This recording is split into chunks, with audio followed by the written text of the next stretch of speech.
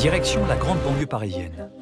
Les week-ends de Vincent Simard commencent généralement au petit matin par le chargement de tout son matériel de pêche.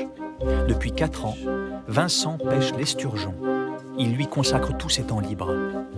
Sa passion l'a même amené à réaliser un tour de France des meilleurs spots de pêche. Il a créé un site internet et un blog spécial esturgeon pour partager ses connaissances et ses coups de cœur. Je me suis dit, je vais faire un site où je vais raconter mes sessions et en même temps, je vais donner des infos pour que les futurs pêcheurs puissent avoir voilà, un petit peu la topographie, voir un petit peu les postes, l'aménagement, etc., etc. Donc l'idée du site, c'est avant tout pour ça, pour faire le récit, renseigner un petit peu les gens et puis après, pour la suite, peut-être une reconversion qui me permettra d'être reconnu dans ce milieu carpiste. Donc le poste que je t'ai réservé, c'est le poste 11, c'est les profondeurs, c'est là où on prend en général les esturgeons. Ouais. Vomini, ce qu'il y a de bien, c'est déjà l'environnement est super, donc le cadre est joli, on est dans la nature, il n'y a pas de bruit aux alentours. Puis après, il y a la qualité de la pêche, c'est-à-dire qu'il y a beaucoup de poissons. En esturgeon, il y a des poissons records à plus de 60, à plus de 50, chose que tu ne trouves pas encore forcément partout dans tous les sites de France. On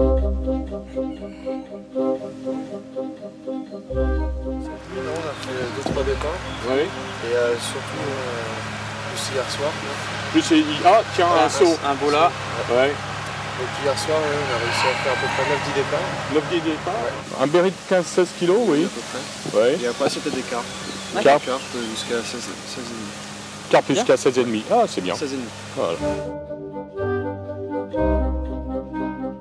Alors, qu'est-ce que vous avez pris cette nuit? 2 départs, 2 ferrages dans le vide. Et puis le collègue il a fait un poisson ce matin. Une carpe, oui. Okay. Oui. Hier, vous avez fait un esturgeon, c'est ça? Ouais, c'est ça, 15 plus environ, quoi. Eh ben, à plus alors. Laissez-nous du poisson. Voilà, le fameux poste 11. C'est un des postes les plus complétants.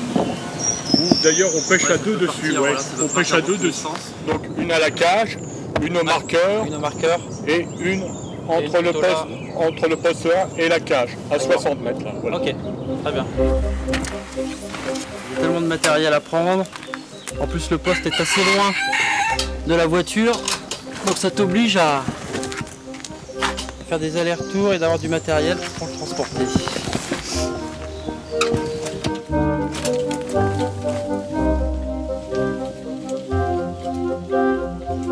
Et pour mes 30 ans, donc octobre 2009, je me suis dit allez je me lance, on essaye cet étang-là.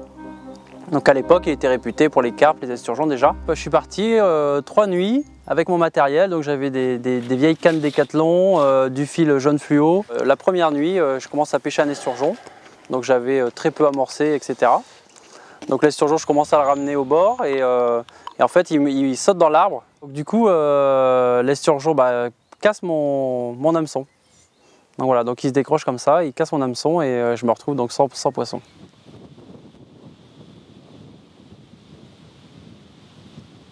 Le patron des lieux insiste sur les poissons records qu'il a introduits ici dès 2002. 65, oui, c'est moi qui l'ai mis à l'eau.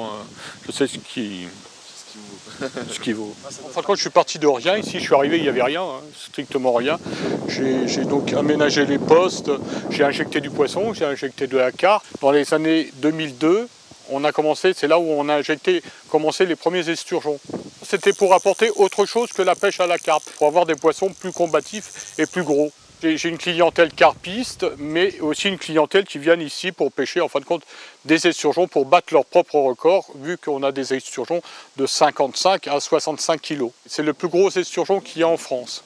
Jusqu'à ce jour, maintenant, il n'y a que le 56 kg qui est sorti. Celui qui sort le plus de 65 kg peut l'homologuer. Ça veut dire qu'il devient record de France. Mais bon, c'est comme tout, hein. On peut venir 50 fois et jamais le sortir, et puis on peut venir une fois et puis le toucher tout de suite et puis le sortir. Hein. Donc bon, ça après c'est vraiment très très aléatoire, hein. Ça reste la pêche.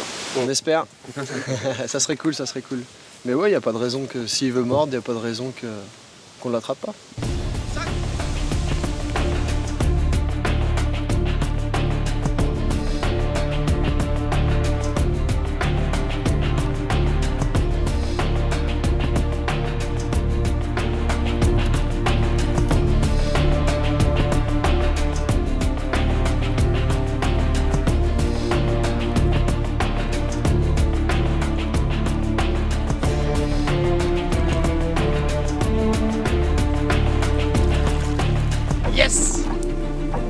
plaisir.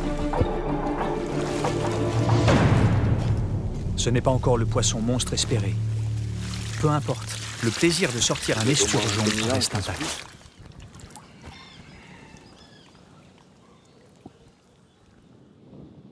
À la base, je suis plutôt carpiste.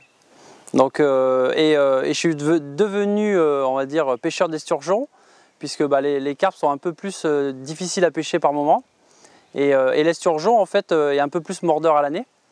Et du coup, ça m'a permis de sauver des sessions de pêche, en fait. Donc j'allais pour pêcher la carpe et je pêchais pas de carpe et je pêchais un esturgeon ou 2 esturgeons. Donc du coup, de fil en aiguille, ça m'a plu parce que du coup, ça fait des bons combats, c'est des combats qui durent longtemps. C'est des gros poissons, donc on ne peut pas les ramener aussi facilement, on va dire, que les carpes. Et donc, actuellement, je suis un peu plus esturgeon que carpiste.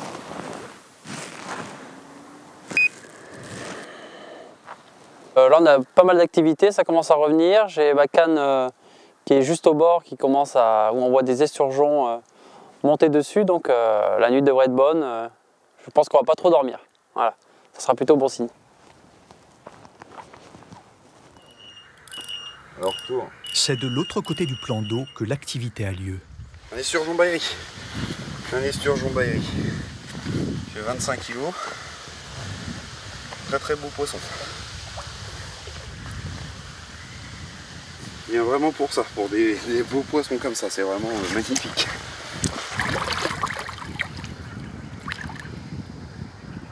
Ah, le premier poisson de la session. Ah, tu l'attendais. Je l'attendais celui-là. Ouais, j'avais beaucoup de mal, j'ai fait 3 départs et puis j'ai ferré dans le vide. Donc oui, c'est sûr que par rapport aux collègues qui ont bien démarré, c'est un peu plus dur à démarrer, mais bon, par contre pour l'instant c'est le plus gros poisson, donc ça fait plaisir. Ça vaut le coup d'attendre des fois. Pour Vincent, la réussite n'a malheureusement pas tourné pendant la nuit.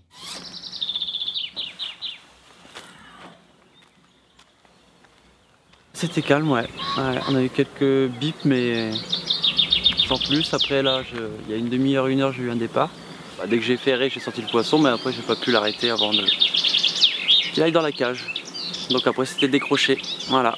En programme, là, je vais prendre la barque et je vais aller relancer à la même zone, en espérant avoir un peu plus de chance.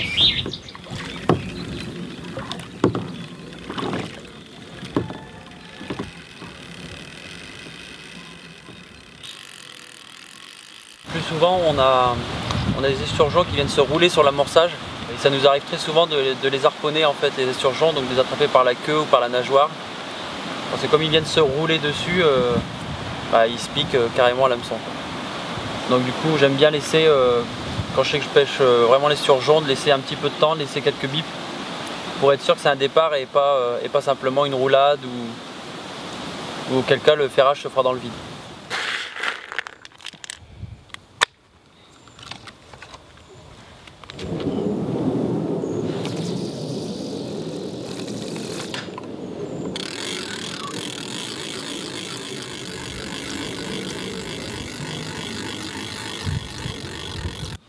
On vient d'avoir une tirette, ouais. Donc c'est monté, c'est redescendu, c'est remonté. Donc on va surveiller. Le plan d'eau est un petit peu en inactivité, surtout au point de vue esturgeon. La fraie des carpes a commencé. Donc du coup, les esturgeons collent les carpes en fait, parce qu'ils sont attirés par la ponte des carpes tout simplement. Donc ils essayent de gober les œufs des carpes. Donc les esturgeons préfèrent suivre les carpes que venir manger nos bonnes bouillettes. On a beau faire ce qu'on veut. On pourra peut-être en prendre un, mais globalement ça va être plutôt ralenti, quoi. Pour moi ça va être un peu difficile là sur cette fin-là. Pour Vincent, la situation est sans issue. Les esturgeons sont après les carpes en pleine fraie. Nous l'abandonnons alors au bord de la rive. Le lendemain, Vincent nous invite chez lui pour mettre à jour son blog. Il nous a réservé une petite surprise.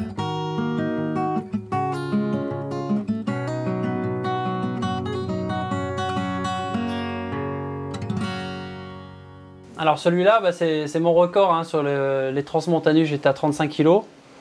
Donc là, 15 kg de plus, donc c'est un record. En plus, au niveau sensation, c'est énorme, ça tire vraiment très très fort. Donc voilà, donc très satisfait, très content d'avoir pu partager ce moment avec les copains pêcheurs parce que c'était vraiment, il fallait être au moins 4 pour le sortir de l'eau. Alors j'ai payé le champagne à tous mes copains de pêche. Voilà.